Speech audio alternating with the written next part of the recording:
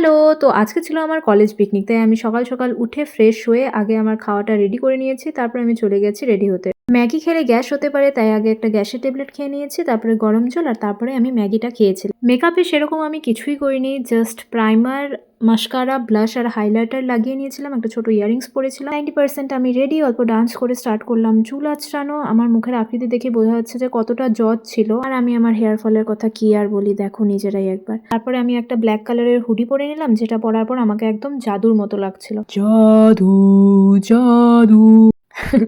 এখন অল্প ম্যাগি খেয়ে তারপরে চুলটা বেঁধে নিলাম, অল্প লিপস্টিক লাগিয়ে নিলাম আর জল ভরলে মোজা পরলে আমি একদম রেডি। তারপর মনে পড়েছে আমি পারফিউম লাগাতেই ভুলে গেছি। তারপরে সেন্ট লাগিয়ে মোজা জুতো পরে চলে গেলাম মার সাথে মোড় অবধি। যেহেতু সকালে রাস্তা ফাঁকা থাকে তাই মা এগিয়ে দিয়েছিল। তারপর আমার ফ্রেন্ডটা আসে, বাট ট্রেনের লাইন পড়া সত্ত্বেও আমরা চলে যাই, কারণ ট্রেন আসতে দেরি আছে আর আমাদেরও লেট হয়ে গেছিল। তারপরে উঠে পড়ি বাসে। আর পুরো ব্লগটা দেখতে হলে আমার চ্যানেলে পোস্ট করা আছে, দেখে নিও। Bye bye.